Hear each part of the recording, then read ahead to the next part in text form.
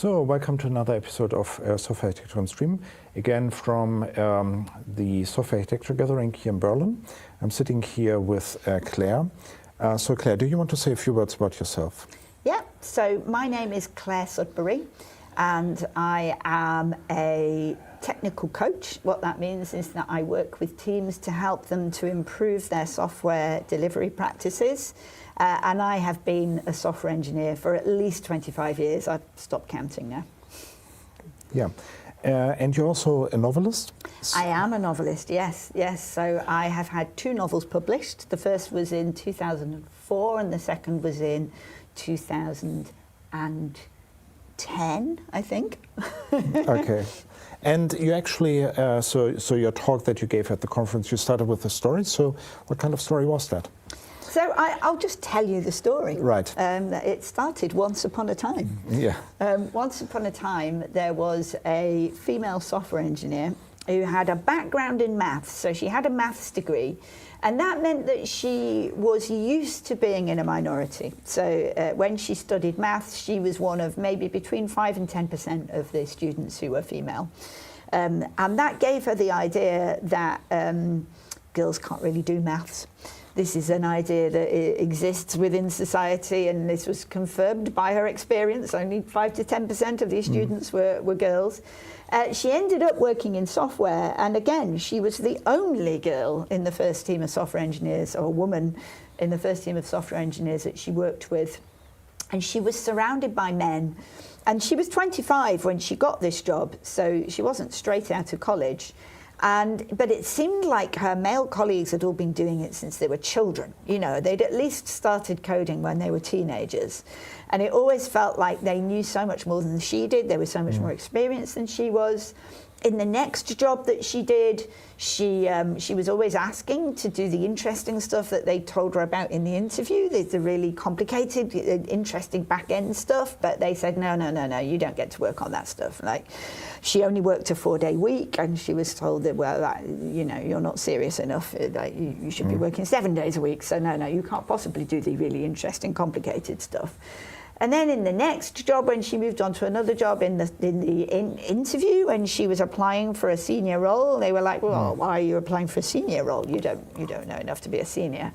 And when, after 12 years since she started in the industry, she was made redundant and her role was terminated, she'd had enough. She didn't feel like she knew what she was doing. She'd always felt like she was on the back foot, she was at a disadvantage, and she just didn't want to work in software anymore. It was a relief when she was told that her job no longer existed, so she decided, that's it, I don't want to work in software anymore, and she left the industry. So that's the story that I told at the start of my talk. Yeah, and your talk was called Let's Stop Making Each Other Stupid. So is this a talk about stupidity or making each other feel stupid, or is it about diversity? Well, that story was in fact about me, and you probably will have guessed, and I expect the audience to guess, but I deliberately tell the story about somebody else.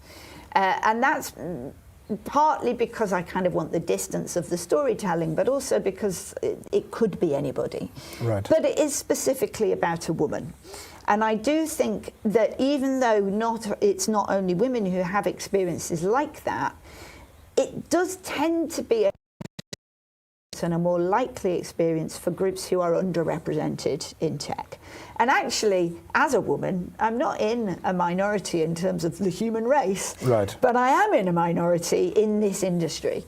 And I'm not the only minority, you know, so also this industry tends to be very white, and people who are not straight or cisgender don't feel able to be open about that. And when you're in a minority group and when you feel like you're not the norm and you feel like you don't belong, it does create this extra pressure. It creates this feeling of being an outsider, feeling like, oh, well, you know, I'm not supposed to be good at this stuff. People like me aren't good at this stuff. And it's not just an internal thing. The reason you have those internal feelings is because it is an external expectation. People are often surprised when they discover that women are software engineers. When people meet women in the context of IT, they make assumptions about them. Oh, well, you probably work in admin, or you're probably a product owner or a line manager. You're probably not a software engineer, because women generally aren't.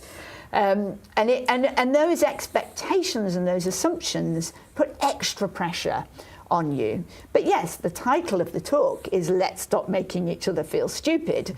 And so it isn't just about minorities, but my point is that when we do make each other feel stupid, which we do in this industry, it affects all of us. It affects everybody, but it affects underrepresented groups even more. Yeah, and somewhere on the internet I read at one point that one of the reasons why we have that diversity problem is because actually people are also, from the underrepresented groups also are more likely to quit the job. So that is why I found your story quite interesting. So what shall we do about it? So what's the solution? There are lots of different things that we can do. My favourite piece of advice that I give is about asking questions. But more generally, and I will talk about that in a minute, but more generally, I think we often don't realise how much we can have a negative impact on each other. Because we have this attitude that the job that we do is about what we know. That focus on knowledge, that people who do this job are people who know stuff. Given that if that is our starting point, then suddenly we get really hung up on what people know. Do they know the right things? Do they have the right level of knowledge? And then something that flows on from that is that we get very judgmental about what people know and how much they know. And we start being critical and nitpicky about what people know. And one of the stories that I tell in the talk is how a very frequent experience that I've had is that I've witnessed people talking disparagingly about what other people know. And that one of the contexts that can happen is that two people will go away and they'll go and interview somebody for a software engineering job. They'll come out of that interview, and out of the presence of the interviewee, they'll say, oh my God, we just interviewed this person and they didn't know about, and then, insert any random thing, I'm just going to call it X. They didn't know about X, and I don't mean Twitter. And then everybody's like, oh, really? Oh my gosh, I can't believe it. They didn't know about whatever the thing is. And actually, if they didn't know it, that's because up to this point, they've never needed to know it. Because in fact, when we interview people for jobs, when we have colleagues, typically they are experienced professionals. Yes, okay, occasionally you might have somebody who applies for a job that they're not really qualified for, but that doesn't actually happen very often. So if you encounter somebody either just in the workplace or in an interview who doesn't happen to know about a thing that you think they should know, chances are that's because they've just never needed to know that thing. And so rather than go, ugh, they don't know, they should know, then what you can do is say, well, if they now need to know the thing, we can help them to learn the thing, and we can get excited about that. So we can say, yay, you don't know a thing, but I know the thing, so I can help you to learn the thing, and we can both go on this exciting journey together, rather than just me going, well, you're not very good, are you, if you don't know that thing. And then you turn that situation into something that is productive. Yeah. Also, in your talk, when you sort of complain about what others don't know, I mean, obviously it's impolite, but you also spoke about the impact that it has on the other person who happened to witness that. That's a really good point, yes. So it's not, so you might think, well, the person I'm talking about isn't present. They don't know that I'm being mean about them, so it's fine. But the reason it's not fine is because what happens is everybody who witnesses that conversation is very likely to be thinking, ooh, I must make sure nobody ever says those things about me. So, and they start to worry as well. They get paranoid. They think, oh no, I wonder if anybody's ever said that about me. And oh my gosh, wasn't there a conversation last week where I admitted that I didn't know about a thing? And did they then all go off and have a good old laugh about it and tell, like, oh my God, can you believe Claire doesn't know about a certain thing? And what it does is then we start to think, oh, well, I must make sure that I never admit to not knowing things. And then what that creates is this situation where everybody's paranoid about exposing their ignorance. And therefore they think, I must hide my ignorance. So the next time I'm in a situation where there might be something I don't know about, I'll pretend that I do. And then people pretend they know things. And what that leads to is there's at least two problems with that. But one problem is that if I'm pretending to know things that I don't know, then that means I'm going to get into some situation at work where I'm pretending to know things that I don't know, when actually I need to know those things. So either I'm going to lie and make bold statements that are completely untrue because I'm just pretending, or I'm just not going to be effective at tackling certain situations because I've pretended that I knew about them when I really didn't.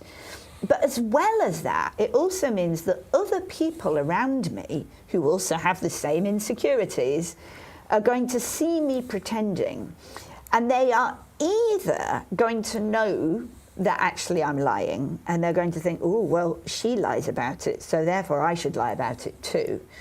Or they're going to think I know more than I do. So let's say, for instance, I've never used React Native before, right, but I'm pretending that I have because I'm worried that if I admit to it, you're going to go, what are you doing this job for if you've never even used React Native before? Like maybe we're doing mobile development and I've just never, I used Xcode, but I didn't use React Native. Then somebody else is going to think, oh no, she knows all about React Native and I don't. And now I feel terrible because I don't know about React Native and she does. Whereas if I'd have just gone, you know what, I've never used React Native before, then they can go, oh, me neither. And I can go, brilliant, let's learn about it together. And now I feel better, they feel better. I'm not making them feel insecure. I'm not making them panic. I'm not going to find myself in a sticky situation because I said I knew a thing that I don't actually know. It's much better if I'm honest. And also, I mean, that's one of the points that you, I think, made in the talk regarding this, is that if the team really needs you to know about React Native, then, well, they might be in trouble if you really don't. Yes.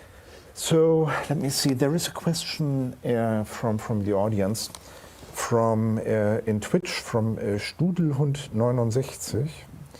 So that's some kind of dog. In the internet, nobody knows that you're actually a dog, right? So he or she says, I feel like there is a lot of tribal energy in modern companies, which causes a lot of issues, especially during stressful periods, which again leads to bad communication, decisions, and so on. Yeah, I think that's a good point. And it's really interesting that they use the word tribal. Yeah. Because actually, it is a fundamental part of human nature for us to have this concept of in-groups and out-groups. And we want to be in the in-group. And this is actually something I didn't mention today, but I do sometimes mention, which is because we want to be in the in-group, and the in-group we perceive as being the people who know all the stuff, and we want to be in that tribe, then we will do everything we can to fit in with that tribe. And so, for instance, one of the examples I give in the talk is when people use jargon. Something I didn't mention today, but I sometimes tell a story about somebody who walks into a meeting and they're talking about something that they can't remember what it is. Like maybe, let's just choose a random series of letters. They're talking about AXVP. And somebody walks into the meeting and everybody's talking about AXVP and they're like, oh no, I can't remember what AXVP is. I know I've heard this term before, but I can't remember what it is. But I don't feel like I can say, so I'm just going to pretend that I understand what they're talking about. But as the meeting goes on, they're like, oh, I've got no idea what they're talking about. So they'll say, remind me, what is AXVP? And then the people go, oh, don't you know what AXVP is? It's blah, blah, blah. And they go, oh, God, I didn't even understand the explanation. But now I don't feel like I can ask what? And then somebody says, oh, well, it's all very meta. And now they're thinking, oh, but what does meta mean? I always remember whenever people start using the word meta, then I know it's got really confusing. But they will pretend to understand because they want to fit in and they want to be part of the tribe. And not being part of the tribe is a stressful experience. And so people will try to be part of the tribe. And then another thing that happens is when they finally do work out what AXVP stands for, the next meeting they go into, they'll say AXVP at every possible opportunity. Look at me, I know the jargon. And it's almost like pulling the ladder up behind you. So the next new person that joins this situation and doesn't know what AXVP is, rather than welcoming them in and saying, do you know what I mean when I say AXVP? Should I explain that? They'll just confidently say AXVP at every opportunity and almost feel good when they notice that somebody else doesn't understand it. Because like now I'm in the in-group and you're in the out-group and I'm one of the special people and you're not. And I think we have to sometimes make specific effort to discourage that kind of tribal attitude and behavior. Yeah, and it's a very dangerous path. And also, I mean, at the end of the day, what you're basically talking about is a breakdown of communication, right? Because nobody really knows what they are talking about. And I have to admit that I was in a situation once where there was like an architecture documentation and it said on one slide, so we are using bounded context. And I was like, okay, so they're using bounded context. And I thought, well, I asked them what that is. And it turned out that they didn't know. So they were just copying over the stuff, so it was meaningless. Eh? Yes. I mean, that's basically you're pretending to communicate and really you don't. Yes. And that is something that I often notice. So I have several times been in meetings where two people have been talking using the same words, but I'm like, I don't think you are both meaning the same thing with those words, but they're using the words as kind of a comfort blanket, and because nobody questions the words, it never gets revealed that, you know what, you two are talking at cross purposes. You're not talking about the same thing. So quite often I'll go, and what do you mean by bounded context, for instance? And one person says, blah, blah, blah, and the other one goes, oh, that's not what I thought it meant. And sometimes I see it as my job to surface those misunderstandings, not because I want to shame anybody, but it's like, well, this is fantastic. Now we're really getting somewhere, because now we're really digging into what we actually mean. And also, I realise I'm slightly worried, just in case anybody tuned in and is thinking, oh no, what's AXVP? I don't know what AXVP is. I invented it. It's not a thing. Well, as far as I know, maybe it is. Yeah, but maybe as far as I know, I just invented it. It's not a thing. Yeah, great. So, other anti-patterns that you want to talk about? Yeah, so one of the ones that I talk about, again, it's one of my favourites, is about questions. And I think it's incredibly important for people to ask questions and to encourage each other to ask questions, which also means you have to answer them and you have to be prepared to answer them. But also how you do it is important. And I often tell the story of a guy that I used to work with at ThoughtWorks called Jim Gumley. And I've always had this really strong memory of him walking into a room when we were having a meeting. And he was the most senior person in that room. He was high status. You know, I think at the time his job title was something like principal engineer or principal consultant. And that was a high status role. He was the most senior person in the room. He walked into the room and he said something like, what's going on? I've got no idea. I don't understand this. I don't understand that. Explain it to me. Now, what he could have done was walk into the room and go, oh, I'm really sorry, I'm really stupid and I don't want to be a pain, but could you explain that to me because I don't really understand it. And he could have been apologetic. And I think it makes a huge difference whether you ask questions confidently or apologetically. And I think the reason that that's so important is because people will judge you, they will think less of you if you encourage them to. If you basically walk into a room saying, I'm an idiot and you should find me annoying, they will. Whereas if you walk into him saying, I feel entirely privileged and confident, and like it is absolutely my right to ask these questions because I don't know the answers and I need to know the answers and you need me to know the answers, so of course I'm going to ask them. And not only does it mean you get better responses and people have a better opinion of you, it also means you're modelling that behaviour. So the reason I was really grateful to Jim for doing that was because he was giving me permission to do it. He was saying to everybody in that room, you are allowed to not know stuff. It's not something to be embarrassed about or ashamed about. It is entirely within your right. And it is expected that, of course, there will be things you don't know. And it's totally okay. It's actually important for you to find the answers to the things you don't know about.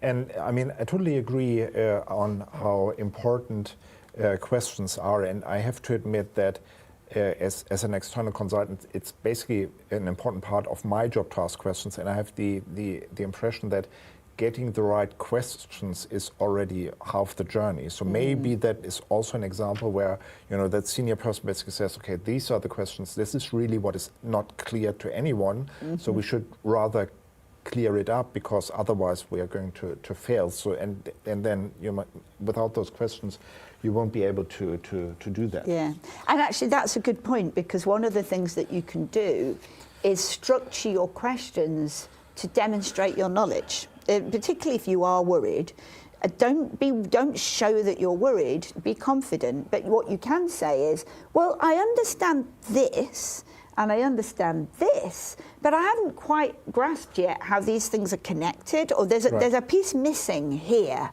So that you're showing that it's not that you know nothing, you know some stuff, but there are pieces missing, and you understand what's missing. You understand what you don't know, and you even understand why you need to know it. So you can frame your questions with context that also will help people to answer those questions, because they'll know what it is that needs to be explained and what doesn't need to be explained. Right. So there is a comment from a LinkedIn user who said, thanks, very interesting, so that's great. But there is also a question again from Strudelhund69. So they say, how to break tribal movements in meetings, teams without getting the tribe against you. It needs so much effort, it's almost impossible sometimes. Well, it is effort, particularly if you feel like the tribe is against you. But one of the things that I talk about is reframing ignorance as curiosity and excitement. So when you ask questions, you can do it with excitement and energy and curiosity. Like, this is a new thing that we're going to get to learn, and I'm going to help you to deepen your own understanding as well as deepening my understanding. So that's one thing, is to help kind of build that energy and excitement within a meeting. But also I think there's work that can be done around that. So if you literally have just been parachuted into a meeting with people you don't know, and there's a negative atmosphere, and there's judgment, and there's laughter, if it's a really toxic environment, that it's harder to just simply be parachuted in and suddenly change everything. You're not going to be able to do that. But still, asking questions confidently without apology helps to break that. And if somebody is judgmental, you can say, oh, is this a problem? Why? Why is it a problem? I mean, I need to know this, so I'm detecting some reluctance on your part, but I mean, you know, I'm excited to know, and I need to know, and I'll be able to do this thing more effectively if I get the answer to this question. So within a meeting, that positive atmosphere, but also that kind of, well, why wouldn't I? You know, like, I don't understand why you think I shouldn't ask questions. But also, you can do things around meetings and within cultures and within teams. So, for instance, within your own team, you can introduce, I know you're going to ask me about it, but I have a thing called the Stupidity Manifesto. You could print it out and hang it on the wall, and we'll explain what it is in a minute. But the Stupidity Manifesto is all about changing cultures. And you can be explicit about that. You can say, in this company, in this team, we would like to value curiosity. We would like to encourage questions. And let's try and change the culture. And this is why. And you can give all the reasons that I give. There are videos of my talk online. You can encourage everybody to watch the video of my talk. You can say, we value curiosity, we value questions, and this is why. So that you're trying to change the culture and not just encourage questions, but have a dialogue about why you're encouraging questions. Mm-hmm. And what I like about your approach to, well, ask the questions and say, okay, I need to know, and why is this a problem, is because then you're making the toxic environment an issue without saying, well, you know, there is a toxic environment here, so I don't feel comfortable, but rather you're just pointing to that specific, seemingly, well, rational thing, the information that you need, and then, but the topic sort of shifts because now it's about the interaction. So I think that's a very good advice.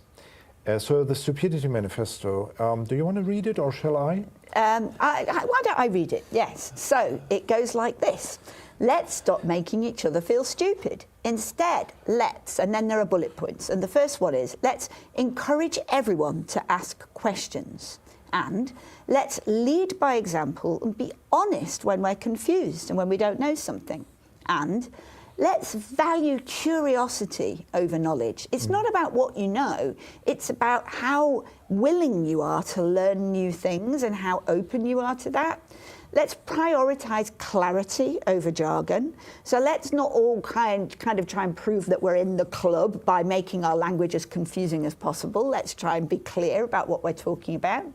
And let's remember that we all forget things. So sometimes there's a thing that I don't know, which I once knew, but I've now forgotten. That is also okay.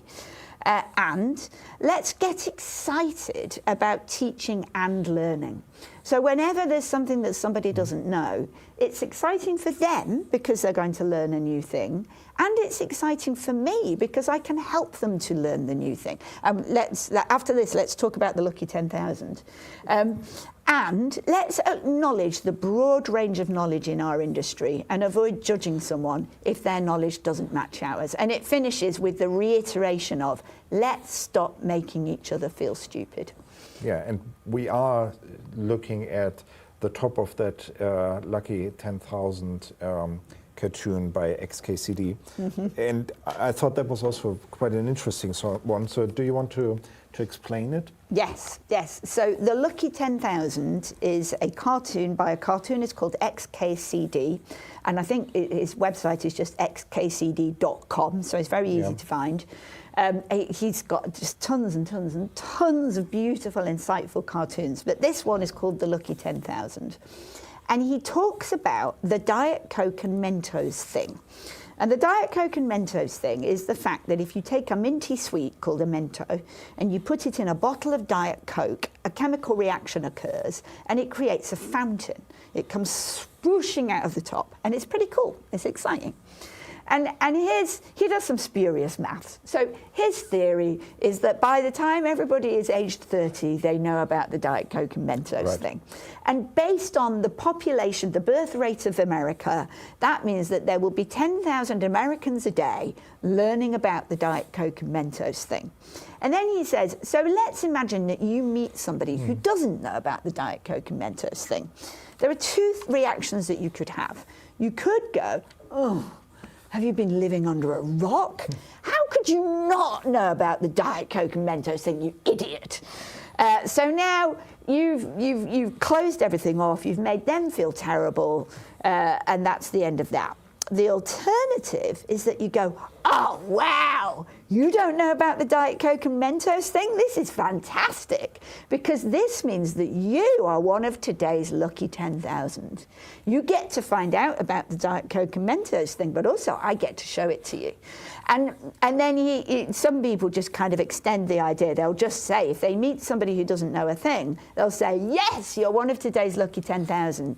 You get to learn about the thing, and I get to teach you about the thing. So now your reaction when you meet somebody who doesn't know a thing is to always be excited, because they get to learn the thing, and you get to teach them the thing. And the thing is, whatever the thing is, None of us are born with knowledge about anything. We all learn things. And so it's pointless to say, how could you not know? Well, if they don't know, they don't know. It's just a state of fact. So now what you can do is help them to learn the thing. And that can be an exciting journey.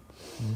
And I mean, in the cartoon, I think those two persons were actually on their way to the supermarket to get Mentos and Diet Coke, which basically means that they are both going to have a lot of fun. And I think in your talk you also made the point, not explicitly I think, but it sort of sums up. If you look at our industry, I mean, there is lots of new stuff. So we have like lots and lots of those lucky 10,000s, and it just happens to you that one of that persons that you talk to on one day is one of those who get to know about X, and it's inevitably because we are not standing still.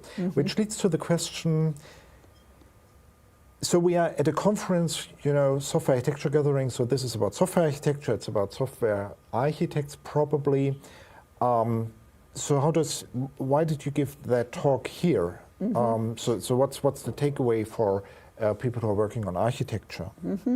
Well, I actually give this talk at tech events generally. So I didn't single out architecture, but what I do is I do try to deliver this talk at events where people are talking about technical topics. And I think it's really important because people do forget that everybody has these insecurities, that everybody who works, and not I mean, I happen to work in tech, so I deliver this talk to technical audiences, but anybody who works in any knowledge industry, any industry that is reliant on knowledge, is likely to encounter this problem, this very specific problem, that people are judging each other for not knowing enough. And because they're judging each other for not knowing enough, that also means that everybody is terrified that they're going to get found out for not knowing enough. And everybody's having a negative experience. So imposter syndrome is rife, insecurities are rife, people are miserable, people are scared, and we all, without inadvertently, tend to make it worse because we all do things like use jargon, judge one another for not knowing things, get to have the feeling of, oh, I'm in the in-group because I get to laugh at that person for not knowing something, and forget how it feels to be on the other end of that.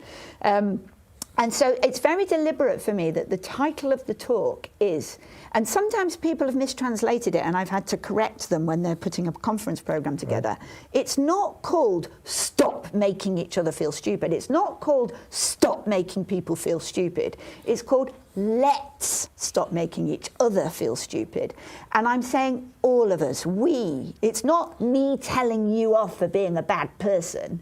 It's me saying we all do this, and we are not bad people. We are human beings with fallibilities, and that's really important, that we acknowledge that we're human and we're fallible and there are things that we don't know, but we can help each other, we can collaborate, we can make each other feel better, and we can make each other enjoy learning. And it's really important that you technical people talking about technical topics are aware that this is a problem.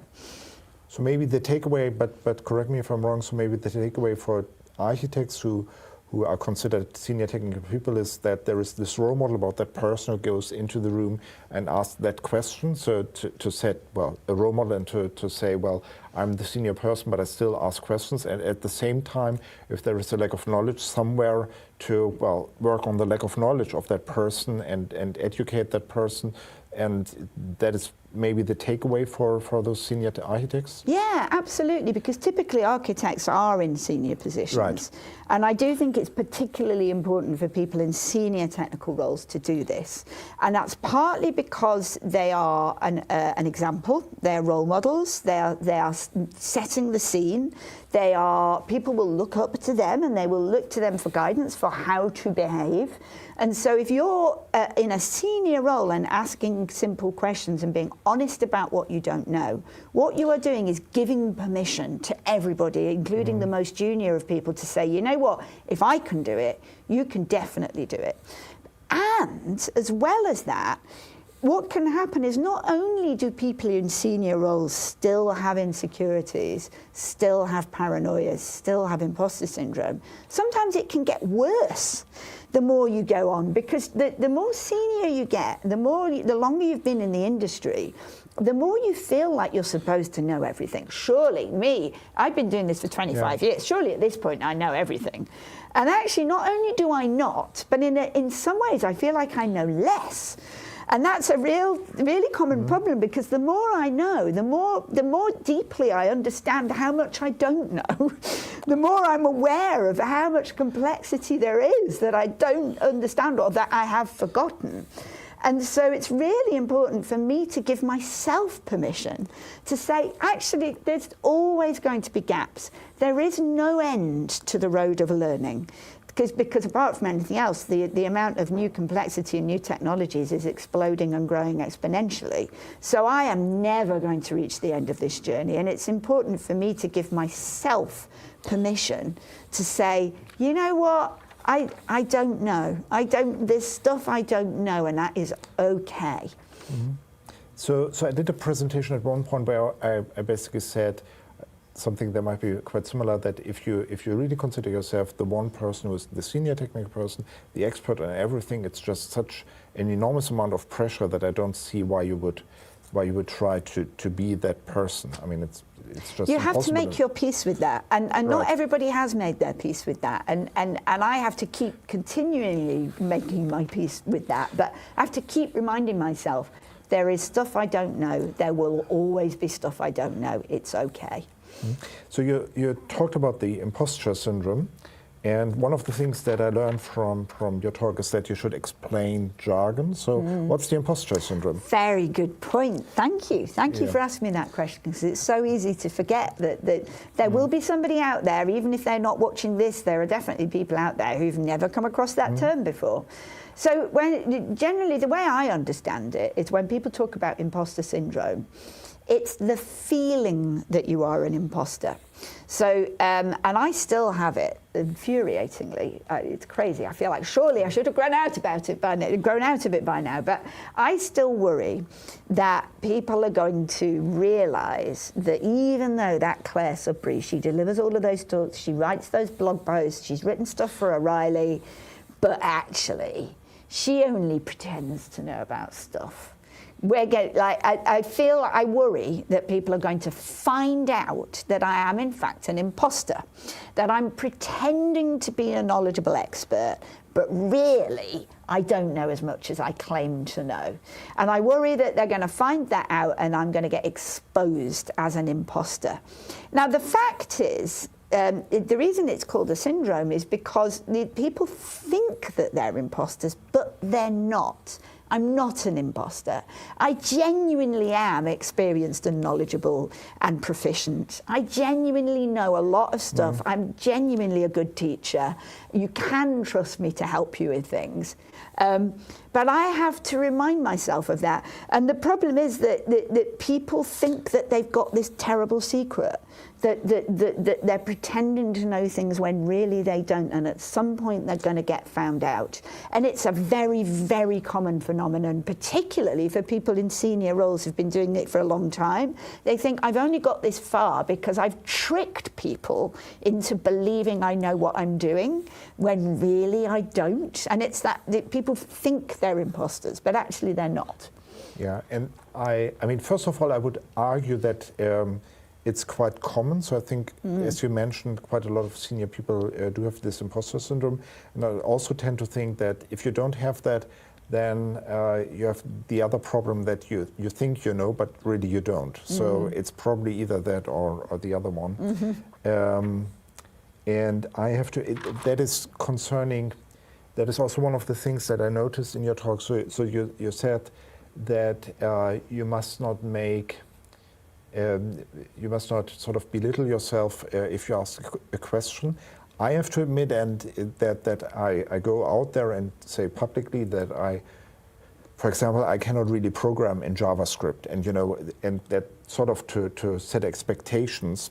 So, and I was wondering whether you think that's a good idea, because you said that if you say, well, I'm stupid, which in a way I'm saying, right? So I don't have any idea about X, like JavaScript or whatever it is. Then you said that it might lead to an annoying question, but I'm not so sure. I mean, it also means that I'm open about the things that I don't know, and that I set a role model in that regard. So See, now that is intriguing, because the way you framed that question, what you actually said was, I go out there and I admit that I don't know JavaScript. And then you said, oh, but aren't you telling me I shouldn't do that because that implies that I'm stupid? No, it doesn't. Okay. Doesn't imply that you're stupid. So what I'm saying is that people should be open about what they don't know, but confident. So I'm not saying don't admit that you don't know JavaScript. I actually think it's extremely important that you be very honest about it and confident. So what you could do is go out and say, oh, I'm really sorry, I know it's annoying, but I'm a bit stupid. I don't know about JavaScript. That, I'm saying, don't do that. But what you can do is say, you know what, I don't actually know very much about JavaScript. It's not something that I have a lot of experience in. In my career, I've used other languages. I actually happen to be very experienced in using Java, C#, Python, Ruby, whatever, but I'm not experienced in JavaScript.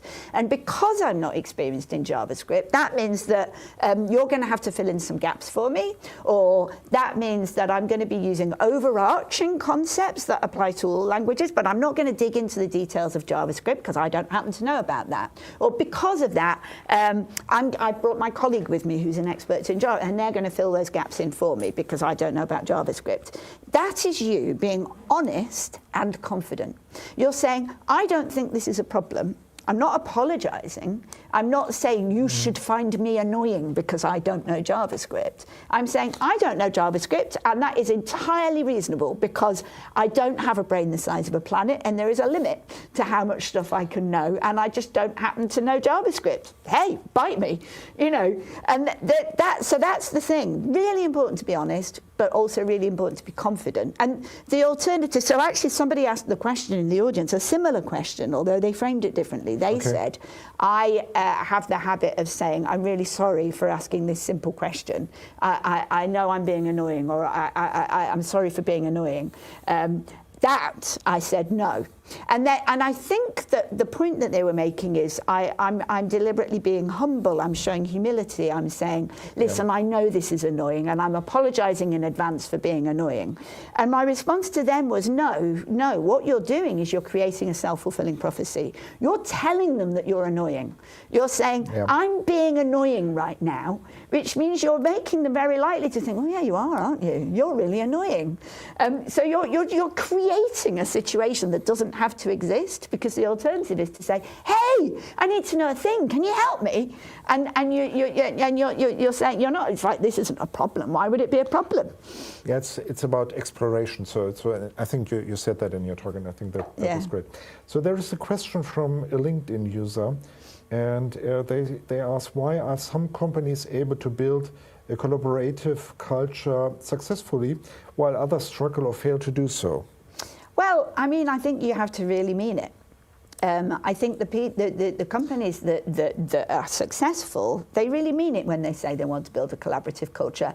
And they will do things like, I'm not saying everybody has to do specifically this, but if, for instance, you were to print out the Stupidity Manifesto, have it on the wall, and have regular conversations about it, where you say, we are a team, we are a culture that values learning, that values curiosity, that values questions, that encourages people to ask questions. So you're being very open and deliberate and honest, and you are actively taking measures to encourage curiosity and learning and teaching. So you're putting your money where your mouth is. You're saying, we mean this, we want to do this. And that snowballs, because it means that you do encourage it, you explicitly encourage, you seek it out. But it also means that people notice that you're doing that. You shout about it, you publicize it, you put it on your website, you add it to your recruitment materials, you add it to your interviews. So I had a conversation with somebody earlier about when I'm conducting interviews, when I'm interviewing engineers, I will say to them at the start of the interview, I want this to be a positive experience for you. I want to create an environment in which you can thrive. I'm not going to try and trip you up. I'm not going to ask you trick questions. I would like to, if ideally, and I know this will be hard because everybody hates job interviews, but I would like to create a positive environment where we can collaborate together and you can ask me questions. And if I if I plaster that all over everywhere, then I'm saying to people, I want people to join this company who share my values, and then they will want to join. The right people will join, and it will snowball. So I totally see how you can do that in a project, and I totally see how you can do that in a company with, I don't know, let's say 100 people or so. So I just read it up again. Actually, that person is explicitly talking about companies. So let's take another example. So Volkswagen, for example, I think they have like 100,000 employees. Mm-hmm. So do you think that the CEO of Volkswagen can make sure that the company, if it's not already there, of such a large organization can change the culture in a way that it becomes collaborative? Yeah, absolutely. Yeah, okay. And I think it really helps. So I think it is possible to do it without that senior leadership buy-in, but it's a lot harder. If somebody at the top, and not just one person, if the people at the top all agree amongst themselves that they value collaboration, that they value curiosity, that they value learning, then they absolutely can spread it throughout the company. And there are things that they can do. So they can, if they really mean it, then they should be hiring juniors. They should be training juniors. They should be encouraging everybody to value juniors and to take a part in training juniors and mentoring. Okay. They should be saying at all levels, we value questions, we value curiosity, we value training, we value learning, and we're going to put our money where our mouth is. So we are going to give you time to learn, because those investments pay off. We can see that they pay off. If you don't have that at the top, you can still do it by talking about it explicitly. You can do it within your team. You can do it within your department. You can say, if people try to encourage other ways, if you get that kind of toxic culture of people going, why are they spending time on learning? Why are they asking questions? Why don't they know the things? You can say, well, why are you asking that question? Why is it a problem for you? Why do you think that they should know everything? Don't you understand that this is an industry where nobody knows everything? So you can challenge those attitudes, but it is difficult. And you do need a critical mass. And if you really are on your own and everybody else has got horrible toxic attitudes, to be honest, leave, go somewhere else. yeah, that's also a good point. So Astrid Zawadzki asked. Oh, I know Astrid. Hi, Astrid. Yeah, so on YouTube, asked the question as a senior, or made the comment, and I think it pretty well relates to what you said in your talk. So she said, as a senior, especially when young devs colleague know stuff about a new tech, I don't yet came across, I feel like an imposture. So say that again. So is the new person feeling? The new person knows something. The young person knows something about the new technology, and then she feels like an imposter because she isn't familiar with that technology because those people at the university or whatever they learned that new technology, and she hasn't come around to that. And I think it relates pretty well to that point. To that anti-pattern that you gave about being reluctant to train juniors. Yeah, so I did talk about that. And there is this idea that if you train juniors, they will slow you down. And you don't have time, and it's a waste of time, and you're just like, ugh, no, don't give us juniors. But actually, one of the reasons why it is good to have juniors is they will know stuff that you don't. There are lots of other reasons, but that was the topic of this question. They will know things that you don't, and again, that is something you can celebrate. So that thing about going back to the lucky 10,000, that doesn't only flow in one direction. So I'm really glad because this highlights that. You could think that the point of the lucky 10,000 is that there will always be juniors who don't know stuff, and there will always be seniors who know stuff, and the seniors should always get excited and say, yay, lucky 10,000, I get to teach you a thing. But it happens the other way around as well, that the juniors know stuff that the seniors don't know, and the juniors get to say to the seniors, you're one of today's lucky 10,000. And if you are really, really valuing learning, then you can get excited about that too. And it goes back again to that idea that seniors can model that behaviour by being honest about what they don't know. And it's particularly exciting when a senior learns from a junior, because it is a fantastic experience for the junior. It makes them feel great. Like, you know what? You know stuff that I don't know. Isn't that brilliant? And you get to make them feel so good, and you don't have to be ashamed, because actually knowledge is spiky. It's not a straight line from not knowing to knowing. We all know different things. We're all at different places in our journeys, particularly young people, and juniors don't have to be young, so juniors could be career changers, but particularly young juniors who've got all of that, young people knowledge of technology. The way young people use technology is actually quite different to the way older people use it, and it's useful. It's useful knowledge to have, because we make assumptions that, when I say we, I mean old people like me, make assumptions about what young people do and think and know, and we get it wrong. And it's really useful to have them come in and teach us stuff. It's not something to be embarrassed or ashamed of. It's something to celebrate. Yeah, and I have to admit that I took a note during your talk that I was wondering whether you're trying to sort of give business reasons for something that is really an ethical concern, but what Astrid just said basically points out that in fact sometimes the juniors are the experts, so therefore you want to have them. And also the other thing, if I may, so we did an episode about crew resource management in aviation.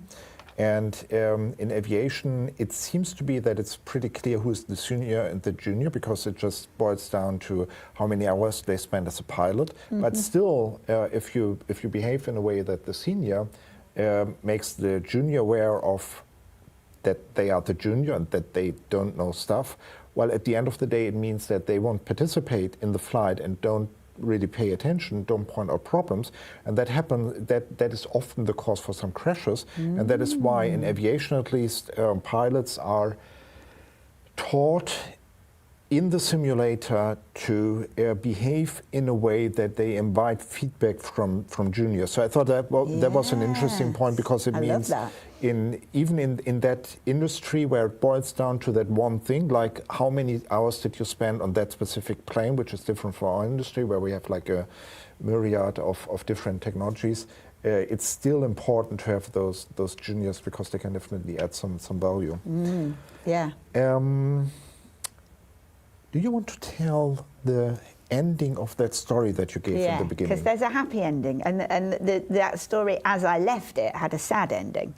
And the sad ending was that the woman, who I admitted was me, left the industry. Now, but here I am. So, yeah, right. I mean, you can guess that I didn't stay out of the industry. I did come back.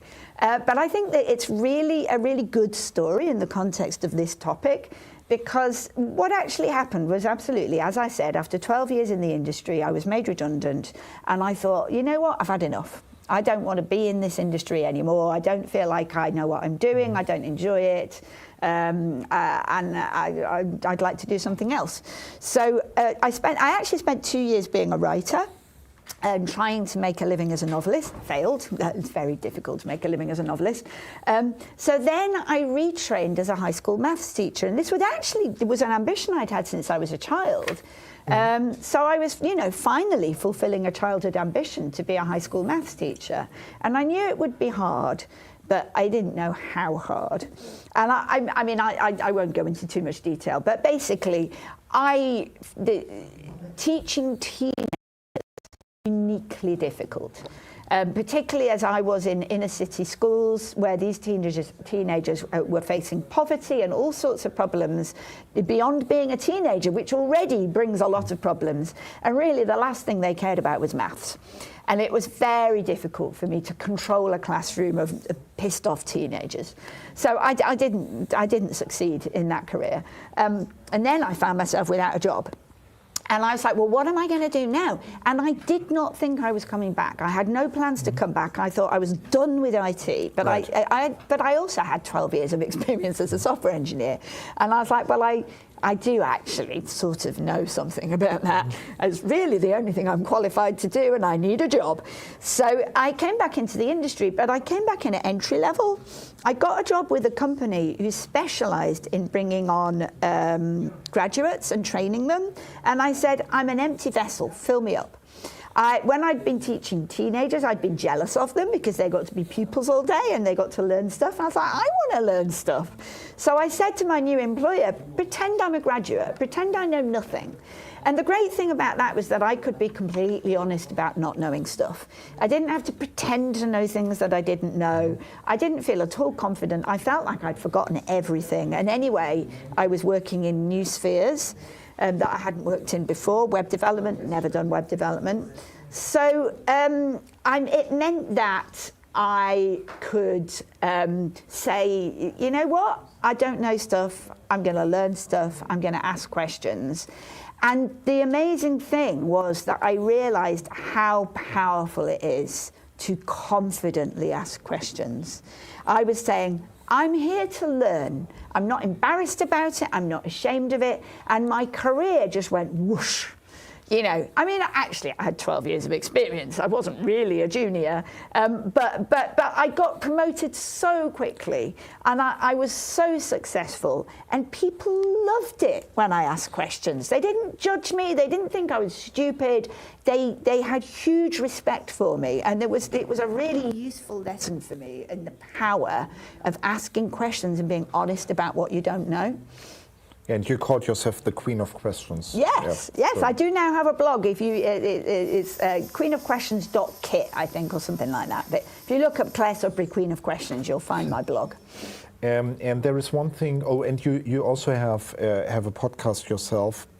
Yes. So we should mention that, and I will link to that one. Yes, so I actually, it's not current, but there are 27 episodes of the Making Tech Better podcast, and they're all still up on YouTube, and if you go and look that up, there's lots of interesting stuff there. Yeah. But going back to that scenario, because there was one, I think you asked that question, you sort of asked that question yourself, which was, should you accept a pay cut? Because you did accept a pay cut. That's what you said. I did. When you applied for that junior role. Yes, I did, and I don't think it was actually necessary. It helped me to feel comfortable. Right. That I was like, I'm not pretending to be a senior engineer. I don't feel capable of being a senior engineer. So I'm just going to say, let's just say I'm right back in at square one. But actually, now one of the things that I do is when I don't know things, I have this lovely strategy that I like to use, that if I don't know a thing and I'd like to know it, then what I will do is commit to teaching it. So at this very event, I taught a day-long workshop in combining test-driven development with LLM augmented coding, so using LLMs to code. Test-driven development is something I know loads about. But when I pitched that workshop, I had never done any coding with an LLM, and I deliberately pitched the workshop to force me to learn about it. So what I now do is I take things that I don't know, and I very confidently say I'm going to learn about it in order to teach it, and I'm entirely unapologetic about that, because I've realized I don't need to say I'm not worth something, or I'm not somebody you should pay good money to because I don't know things, because actually I'm very capable of taking something I don't know, turning it into a useful product that people should pay me money for, and I don't feel that I should take a pay cut in order to learn a new thing.